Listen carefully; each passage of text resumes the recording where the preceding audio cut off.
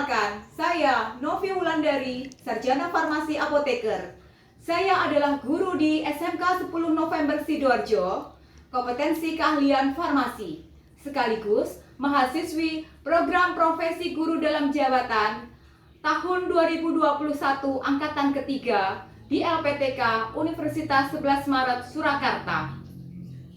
Pada hari ini, Senin 18 Oktober 2021, saya akan melaksanakan uji kinerja atau UKIN secara daring di SMK 10 November Sidoarjo.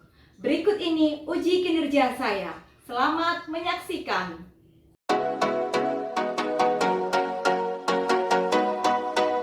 Pada kegiatan asinkronus, guru mengirimkan link melalui LMS sekolah. Di sini, siswa dapat membaca materi ajar yang telah diberikan sebelumnya, mengisi daftar hadir, mengisi forum diskusi yang telah disediakan, memberikan link pretest, memberikan link post-test, dan memberikan link kepuasan pembelajaran.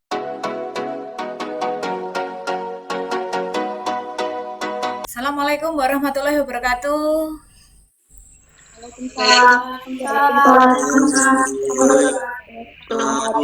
Alhamdulillah, selamat pagi. Salam sejahtera buat kita semua. Gimana kabarnya hari ini? Sehatkah? Alhamdulillah sehat. Sehat semua. Kita hari ini tetap dalam keadaan sehat walafiat untuk dapat mengikuti pembelajaran pada hari ini dengan semangat. Semangat, harus semangat. Terlebih dahulu, sebelum kita mulai pembelajaran, sebaiknya dipimpin doa dulu. Semoga dalam perjalanan pembelajaran ini kita bisa mendapatkan ilmu yang manfaat, barokah buat kita semua. Untuk doa dipimpin oleh Wit, dipimpin dulu Wit doanya. Sebelum memulai pembelajaran ini, marilah kita berdoa menurut agama dan keyakinan masing-masing. Berdoa mulai. Berdoa selesai. Alhamdulillah, terima kasih. Semoga manfaat berkah ya pelajaran kita kali ini. Untuk pertama kalinya ini saya cek dulu kondisi jaringannya ya, dicek dulu. Terus kemarin kan sudah ada kuota dari pemerintah ya, sudah dapat kuota dari sekolah, itu bisa dimanfaatkan. Terus kemudian kamera juga harus on selama pembelajaran supaya kita bisa berdiskusi dengan nyaman. Kita bisa saling berdiskusi, saling memberikan masukan, saling memberikan tanggapan supaya pembelajaran kita kali ini bisa berjalan dengan lancar, ya. Untuk berikutnya yaitu sampean presensi dulu, mengisi presensi dulu ya. Jangan lupa. Terus juga saya juga akan print screen supaya ada bukti kalau kalian sudah masuk ya. Saya Bu Novi minta tolong on semua ya kameranya supaya bisa saya print screen. Oke. Sama sampean absen dulu di beningnya untuk diisi. Sudah, Bu. Oke, terima kasih. Untuk berikutnya, untuk pembelajaran minggu lalu, apakah ada yang ditanyakan? Pelajaran minggu lalu tentang tinktur. Apakah ada yang tanyakan? Kalau ada yang belum jelas, silahkan ditanyakan untuk hari ini. Jadi kita bisa bahas kembali sedikit kalau jika ada yang masih ganjel, ada yang masih kurang paham, silahkan ditanyakan untuk pelajaran minggu lalu. Sudah cukup jelas? Sudah cukup jelas. Oke, terima kasih kalau sudah cukup jelas. Oke, kita ini belajar juga secara daring. Kita juga menggunakan blended learning juga, ada yang di sekolah, untuk genap di sekolah, ganjil di rumah, gitu ya. Karena kita tetap supaya bisa melaksanakan tatap muka terbatas, pembelajaran tatap muka terbatas, yaitu dengan cara dibagi, kalian juga dapat ilmu secara daring maupun dapat ilmu secara luring. Jadi kalau daring ini biasanya untuk materi-materi kita berikan secara daring, kalau untuk luringnya kalian bisa praktikum. Jadi ketika baik daring maupun luring, sebaiknya kita tetap semangat dalam menjalankan pembelajaran. Juga ketika kalian melakukan pembelajaran luring di sekolah, jangan lupa pakai masker. Masker kalau bisa pakai masker double gitu ya, pakai 2 masker yaitu karena apa? Untuk pertahanan tubuh kita sendiri. Terus juga kalau kalian di sekolah melaksanakan pembelajaran luring, tetap menjalankan prokes gitu ya. Terus yang berikutnya adalah sampean juga harus cek keamanan pembelajaran kita kali ini. Kalau kita melaksanakan pembelajaran daring, jadi sampean cek untuk kondisi baterai gadget kita ya, baik itu baterainya laptop atau baterainya HP. Karena untuk keamanan kita. Jadi karena kita melaksanakan pembelajaran dengan menggunakan piranti yang berbasiskan dengan kelistrikan. Jadi itu juga harus berhati-hati. Itu ya. Terus kemudian untuk pembelajaran kita kali ini yaitu kita akan melaksanakan atau mempelajari pengujian sediaan. Apa itu nanti pengujian sediaan kita pelajari di sini? Yaitu sampai nanti supaya bisa paham pengujian sediaan itu apa aja. Karena nanti kenapa kita ada kompetensi inti dan kompetensi dasarnya itu ada pengujian sediaan? Karena apa? Kita itu berbasis farmasi. Di farmasi ini kita harus tahu obat yang akan diedarkan, obat yang kita konsumsi itu harus selayaknya aman. Aman buat kita, ya. Aman bukan berarti itu aman pada saat sekarang juga, pada saat mau dikonsumsi, tetapi amannya itu dalam batasan sebelum dikonsumsi, pada saat dikonsumsi, dan setelah dikonsumsi tidak memberikan efek yang toksik. Itu adalah tujuan pembelajaran kita kali ini. Jadi, sebelum kita mulai pembelajaran, Ibu sudah memberikan link pretest untuk kalian kerjakan ya. Link pretestnya sudah ada di e-learning ya. Jadi e-learning di beningnya. Jadi sampai kerjakan link pretestnya dulu ya, yang di bab pengujian sediaan itu. Jadi kerjakan selama 5 menit dari sekarang. Siap? Silahkan dikerjakan dulu. Apakah sudah selesai? Sudah, Bu. Jadi pembelajaran kita kali ini kita sudah mulai masuk pembelajaran ya. Pembelajaran kita kali ini yaitu mengenai pengujian sediaan. Jadi pengujian sediaan itu nanti itu kita belajar tentang apa? Sediaan apa saja yang akan kita uji nanti kita pelajari. Jadi pengujian sediaan itu kan tidak hanya 1-2 macam sediaan menurut bentuknya. Hari ini adalah tentang pengujian sediaan. Jadi apa itu nanti pengujian sediaan obat? Tujuan pembelajaran kita.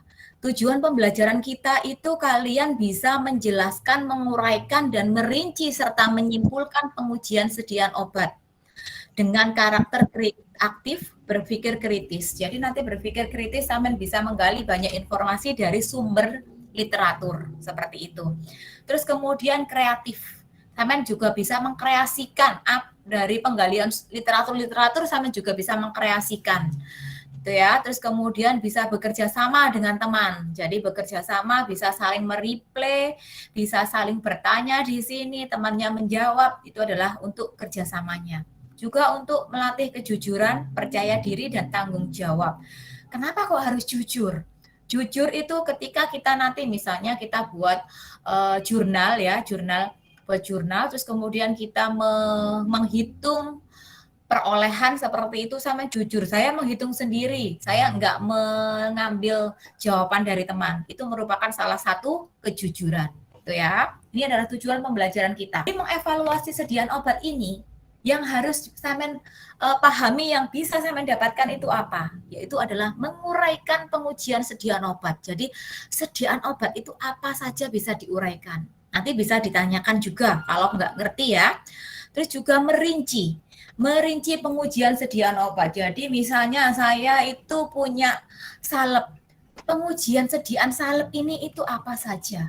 Saya punya larutan. Pengujian larutan itu apa aja? Gitu. Jadi kita bisa merinci pengujian yang bisa dilakukan itu apa saja tergantung dengan bentuk sediaannya. Seperti itu. Ada yang ditanyakan sampai sini mungkin sudah cukup jelas?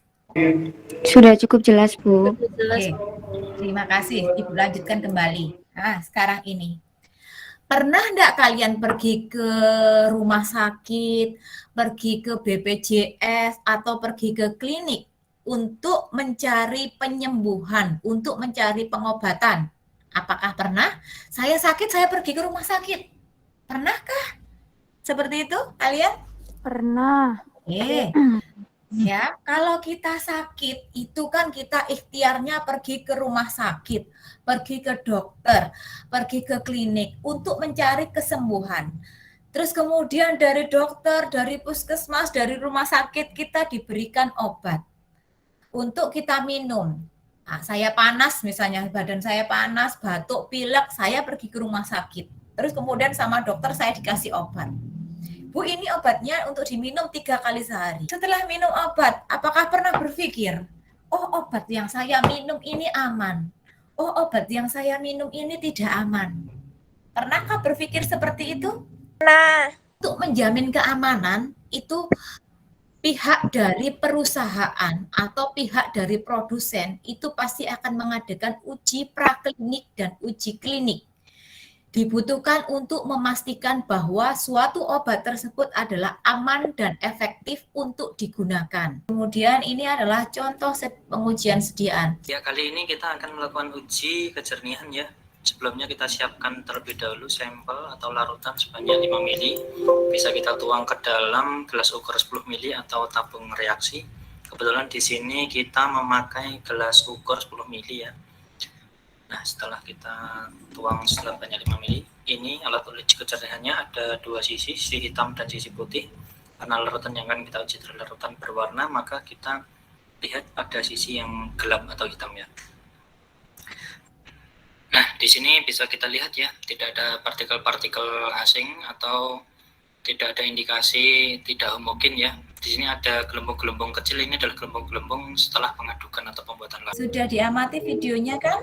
Sudah, Bu. Kalau sudah diamati videonya itu adalah contoh pengujian sediaan larutan. Sekarang tugas sampean yaitu untuk berdiskusi dengan grup kalian. Grupnya kan sudah Ibu bagi kemarin ya, sudah ada beberapa grup. Ini adalah didiskusikan. Untuk LKPD kan kemarin sudah di print ya, LKPD-nya sudah di print kan? Jadi di LKPD itu nanti di salah satu yang sudah pegang kemarin, sudah Ibu kasihkan kemarin, itu nanti sampai lakukan studi literatur ya. Jadi sampai lakukan studi literatur bagaimana cara pengujian sediaan. Itu nanti sampai tulis di situ di salah satunya, terus juga mungkin sampai bisa diskusi di e-learning di LMS di Bening itu bisa didiskusikan di situ. Terus kemudian LKPD-nya diisi ya. Diisi seperti apa? Jadi nanti sampai melakukan studi literatur bagaimana cara pengujian sediaan yang Ibu lampirkan di situ. Terus kemudian ini adalah kasusnya.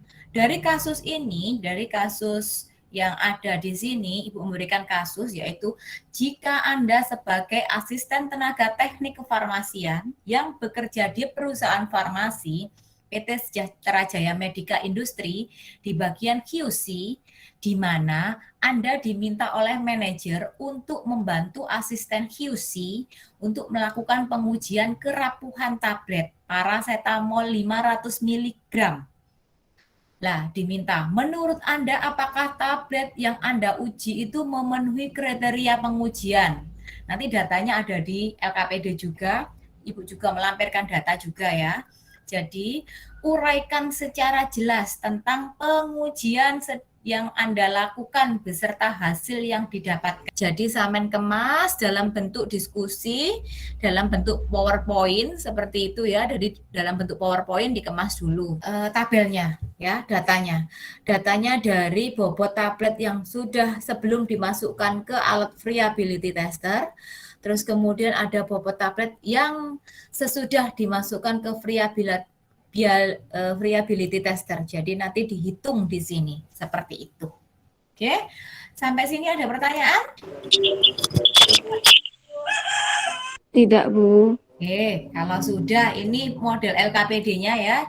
Jadi nanti LKPD bisa sampai klik di link Google Drive-nya itu. Kalau yang belum mengeprint nanti bisa di-print, dibawa ketika kita luring, terus kemudian ini adalah contoh LKPD-nya, yaitu metode pengujiannya, nanti Samen cari metodenya itu seperti apa, Samen menggunakan apa, terus persyaratan yang ditetapkan apa, nanti Samen menggunakan persyaratan yang ada di mana, seperti itu ya, terus kemudian literaturnya apa, terus kemudian pengukuran bobot yang hilang, jadi Samen menggunakan bobot yang hilang itu berapa, setelah bobot yang hilang sudah ketemu, nanti presentasi bobot yang hilang serta kesimpulan. Gitu ya. Ada yang ditanyakan sebelum kita melakukan diskusi? Cukup jelas, Bu. Kalau sudah silahkan diskusi dulu sama temannya ya. Itu juga yang di LMS di Bening itu ada forum diskusi sama isi juga. Itu sudah ada yang ngisi tadi, masih 2 orang yang ngisi di bab Kelompok 1, Bu. Baik, Assalamualaikum warahmatullahi wabarakatuh. Waalaikumsalam warahmatullahi wabarakatuh.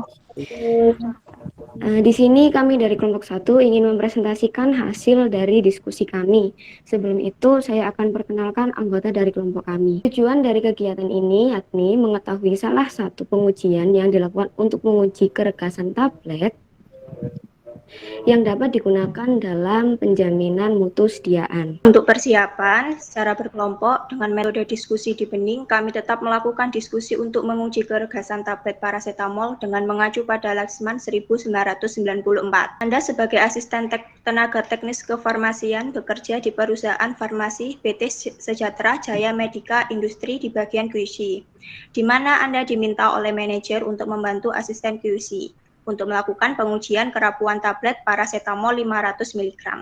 Menurut Anda, apakah tablet yang Anda uji memenuhi kriteria pengujian data terlampir? Sampai dengan tablet ke-20 0,5944 gram. Bobot tablet sesudah dimasukkan dalam Friability Tester W2, tablet ke-1 dengan bobot 0,5959, tablet kedua 0,6105 gram, tablet ketiga 0,6045 gram, sampai dengan tablet ke-20 0,6058 gram dengan jumlah 12,1087 dengan rata-rata 0,6 dengan perhitungan W1 dikurang W2 per W1 kali 100% sama dengan 0,60645 dikurang 0,60543 per 0,60645 kali 100% sama dengan 0,1618. Baik, untuk cara pengujiannya melalui beberapa tahap, yakni 1.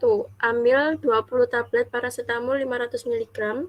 Kedua, siapkan Friability Tester. 3. Timbang tablet paracetamol. 4. Hitung berat totalnya dan berat rata-ratanya atau B1. 5. Masukkan tablet ke dalam Friability Tester, operasionalkan alat tersebut dengan 100 kali putaran dan alat diset dengan kecepatan putaran 25 rpm selama 4 menit. 6. Setelah 100 kali putaran, matikan alat. 7. Bersihkan tablet dari remahan dengan menggunakan kuas. 8. Timbang tablet paracetamol. 9. Hitung berat totalnya dan berat rata-ratanya atau B2. 10. Hitung persentase bobot yang hilang. Dari diskusi yang kami sampaikan diperoleh beberapa kesimpulan, yakni persentase bobot yang hilang adalah 0,16%. Uji keregasan tablet atau friabilitas merupakan uji ketahanan permukaan tablet terhadap gesekan yang dialami selama pengemasan, pengiriman, dan penyimpanan. Keregasan dapat dievaluasi dengan menggunakan alat uji kerapuhan atau Friability Tester. Tablet dikatakan baik apabila kerapuhannya tidak lebih dari 0,8%. Lachman, DKK 1994. Sekian presentasi dari kelompok kami. Apabila ada saran atau kritik ataupun pertanyaan, silakan ditanyakan. Terima kasih. Terima kasih Nadia dan teman-temannya. Apakah ada yang ditanyakan? Bu, saya izin mau bertanya dari kelompok 2. Oke, Randy, silakan. Nanti kelompok 1 biar menjawab. Apakah semua obat harus diuji lebih dahulu? Oke. Kelompok 1, apakah obat itu semua obat, semua sediaan, semua bahan-bahan yang akan kita pakai gitu ya, apakah harus diuji lebih dahulu? Wajibkah atau tidak seperti itu? Pasti dan harus karena untuk memastikan produk tersebut layak diedar. Terus ada tambah lagi mungkin teman-temannya, apakah semua obat itu harus diuji lebih dahulu? Tadi Nata Vina bilang harus gitu ya, harus diuji gitu karena untuk menjaminkan mutu sediaan itu dia lolos edar atau enggak. Selain itu menjamin pemastian mutu apa yang harus kok obat ini harus diuji. Kenapa itu kok juga harus diuji? Untuk apa? Supaya apa? Kembali lagi yang ke uji praklinik tadi. Kita kan menguji itu untuk mencari apakah parasetamol yang saya minum itu toksik atau tidak. Istilahnya apakah parasetamol itu berbahaya atau tidak gitu ya. Jadi untuk obat yang kita uji itu menjamin keamanan kita. Jadi ya apakah yang kita minum itu aman atau tidak itu juga tujuan dari pengujian sediaan seperti itu. Jadi semua obat yang akan kita minum, baik itu bentuknya larutan, sediaan semi solid atau sediaan yang lain, itu harus kita uji. Seperti itu ya. Iya, Jelas, Bu. Randy? Jelas. Jelas, Bu. Oke. Kalau sudah jelas, adakah pertanyaan yang lain? Mengapa Anda memakai literatur Lachman? Oke. Untuk kelompok 4, kenapa memakai literatur Lachman? Kalau yang kelompok 1 tadi literaturnya apa? Lachman juga ya? Kenapa? Izin menjawab, Bu. Ya, Vivi. Lachman penyimpangannya adalah tidak boleh lebih dari 0,8%. Rentang yang digunakan adalah kecil, jadi kemungkinan kerapuhan tablet akan semakin kecil. Jadi gini, Ibu tambahi ya, kenapa kok ada yang pakai Lachman, ada yang pakai farmakope ya. Kalau dari kelompoknya Vivian tadi dia memakai Lachman. Karena apa? Lachman itu tidak boleh lebih dari 0,8%. Jadi kalau rapuhnya kurang dari 0,8%, otomatis kan dianggap tidak ada yang rapuh seperti itu. Tapi kalau untuk farmakope Indonesia, dia rentangnya lebih tinggi, lebih besar 1%. Jadi 0,8 sama 1% kan lebih banyak 1% ya. Jadi kerapuhan, jadi istilahnya yang cuil, yang remuk itu relatif lebih sedikit memakai literatur Lachman. Jadi memang banyak yang memakai literatur Lachman, tetapi karena buku resminya Indonesia itu pengujiannya itu memakai farmakope Indonesia, maka banyak perusahaan yang lebih memakai farmakope Indonesia. Jadi gini, kalau kita sediaan apalagi tablet ya, kenapa kok harus diuji kerapuhan ya? Kenapa kok harus diuji kerapuhan? Karena dari perusahaan menuju ke menuju ke customer itu butuh perjalanan.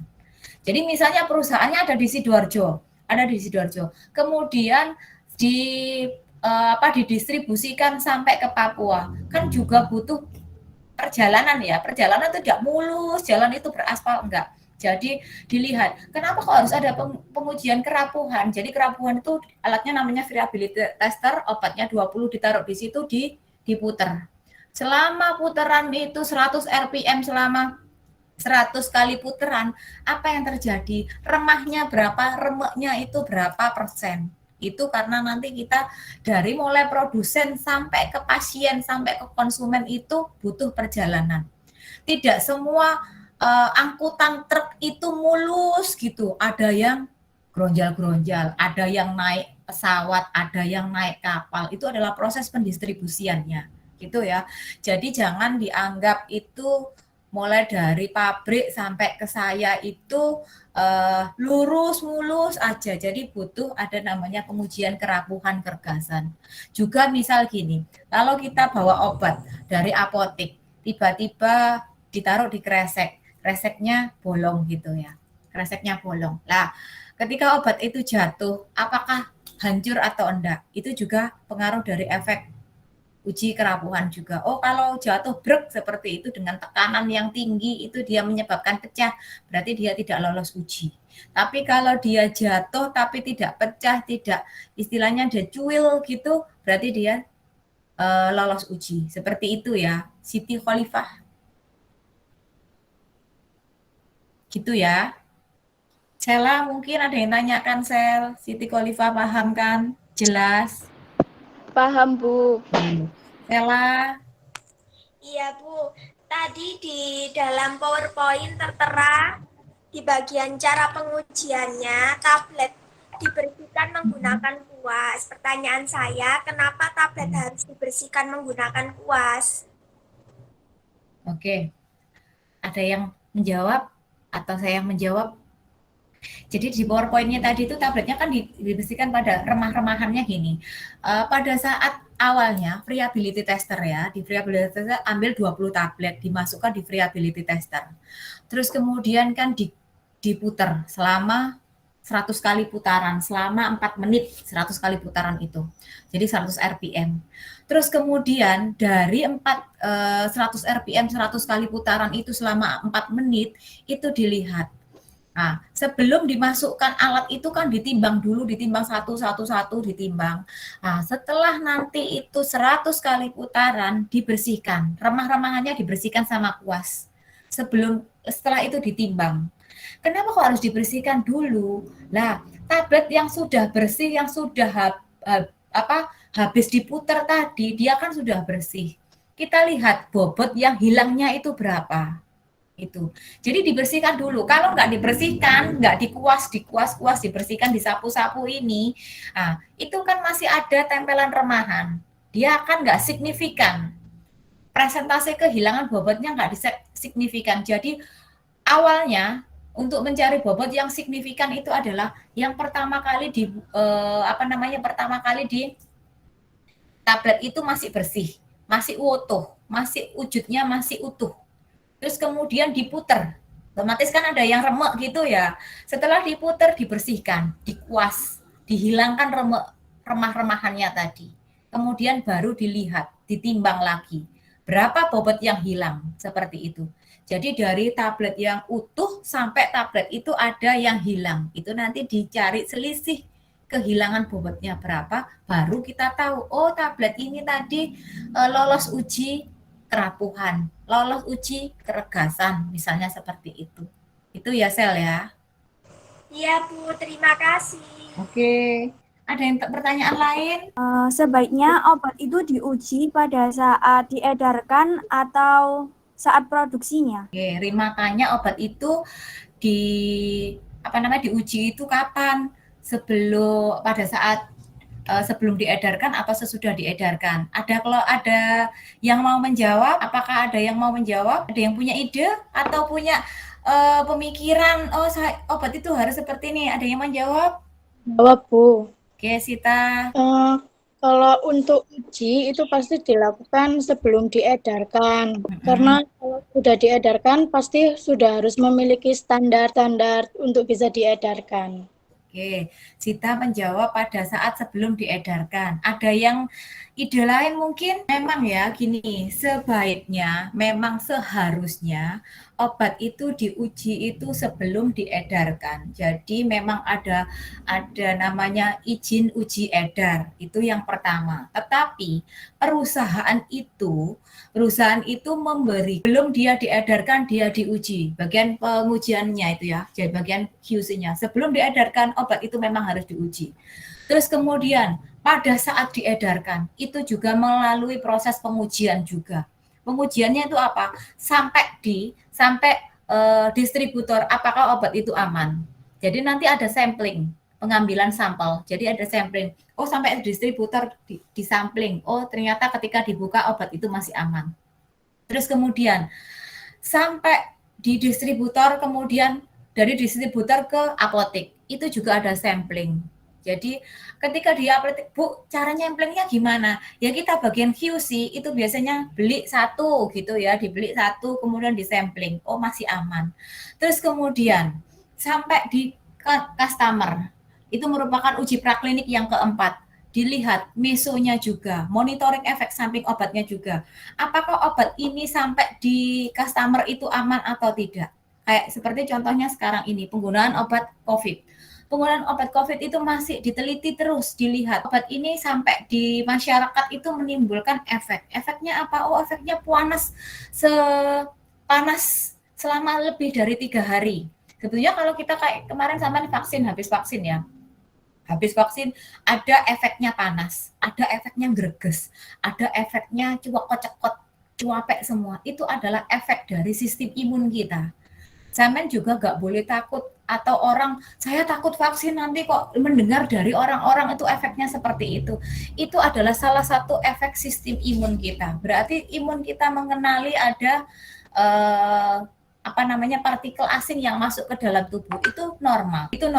Jadi selama efeknya itu normal, memang seperti itu yang diharapkan, itu kita tidak masalah. Tetapi yang menimbulkan masalah apa? Jika obat tersebut itu sampai 3 hari obat tersebut memberikan efek yang merugikan bagi kita, berarti obat itu tidak aman. Seperti itu ya.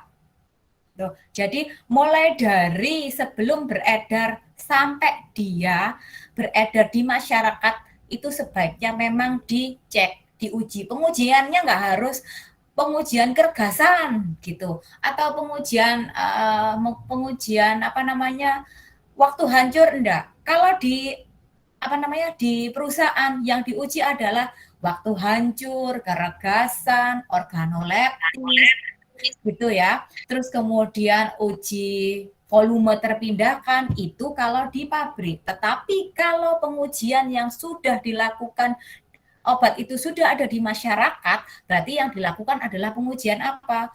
Monitoring efek samping obat. Itu yang dilakukan. Jadi perusahaan itu kalau obat itu sudah keluar dari pabrik, nggak gercol gitu ya, sudah, itu saya kira sudah aman, enggak. Perusahaan tetap memantau, baik itu memantau kualitas dari obat atau monitoring efek samping obat, seperti itu.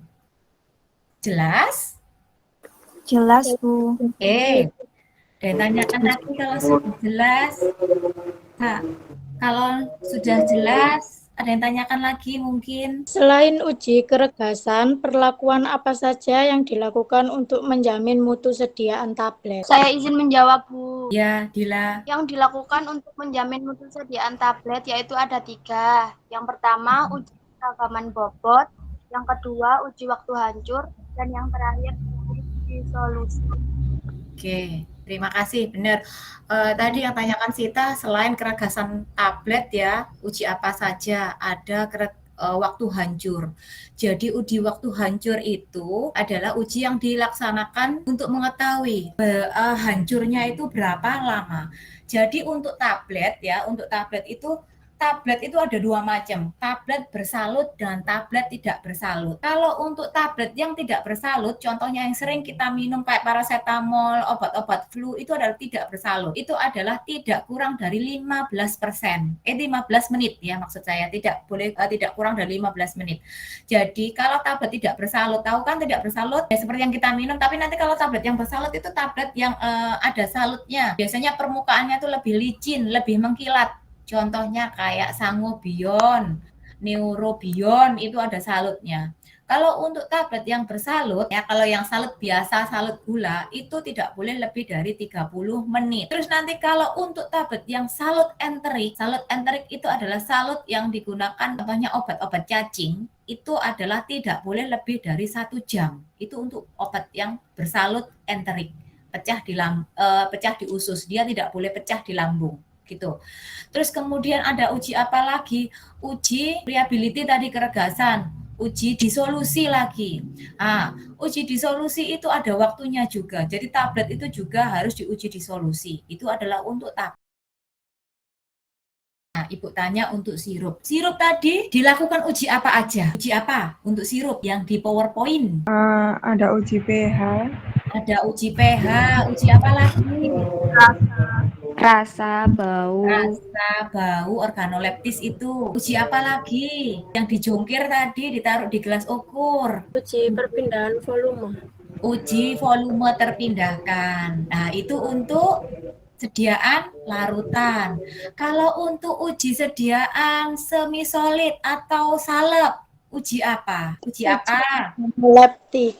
Organoleptis juga harus ada rasa, bau, warna. Rasanya gimana? Bu, apakah salep itu harus dirasakan? Enggak. Tapi biasanya organoleptis kan rasa bau warna, berarti baunya dia tidak boleh tengi, gitu ya. Jadi salep itu tidak boleh tengi. Terus kemudian rasanya gimana? Dirasakan tidak harus dijilat, ditaruh di tangan. Oh, rasanya kasar. Berarti gimana kalau kasar? Itu tidak boleh. Ya, jadi salep itu tidak boleh kasar. Karena kasar apa? Dia bisa menyebabkan apa? Sensitif. Luka, dia bisa menyebabkan luka itu tadi. Terus kemudian dia tidak boleh berbau tengi. Warnanya juga, misalnya salep luka bakar, warnanya kuning. Ternyata salep luka bakar ini kok jadi warnanya hitam. Berarti dia tidak layak edarkan. Bisa jadi hitam itu karena rusak gitu ya. Nah, misalnya lagi kalau sediaan larutan lagi. Larutan itu kan tidak hanya sediaan larutan homogen ya. Jika larutan itu emulsi atau suspensi, yang diuji apa? Homogenitas. Homogenitas benar. Apalagi? Viskositas. Ada viskositas benar. Apalagi kekentalan kan ya? Apakah misalnya ini? Misalnya dia dituangkan kental atau enggak, itu kekentalan. Apalagi uji apa lagi? Kalau untuk emulsi suspensi, Uji deflokulasi. Deflokulasi, ada lagi Flokulasi. Itu adalah uji-ujinya untuk larutan, itu ya. Nah, sampai sini ada yang ditanyakan enggak? Setelah kita tarik kesimpulan tadi, pengujian yang kita lakukan kan macam-macam ya, tadi sudah sampean sebutkan. Baik itu untuk tablet, untuk sirup, untuk sediaan semi padat sudah sampai sebutkan. Ada yang tanyakan? Sudah cukup jelas? Sudah cukup jelas, Bu. Oh, sudah cukup jelas. Terima kasih untuk hari ini kalian begitu luar biasa. Sebelumnya kalian isi dulu post testnya ya. Post testnya itu di linknya itu diisi dulu kurang lebih 5 menit dari sekarang supaya saya paham, ada grafiknya yang tadi sampean paham tentang pengujian sediaan. Diisi dulu 5 menit ya. Oke. Sudah, Bu. Sekarang untuk tugas minggu depan ya. Untuk tugas minggu depan, kalian kumpulkan, terus kemudian kalian sempurnakan PowerPoint yang sudah dipakai, yang tadi sudah dibuat, itu disempurnakan, dikumpulkan minggu depan sebelum pelajaran untuk minggu depan. Terus kemudian selanjutnya untuk materi minggu depan ya, untuk materi minggu depan, terus kemudian dipersiapkan untuk praktikum untuk minggu depan ya, untuk minggu depan langsung datang ke lab untuk melaksanakan praktikumnya.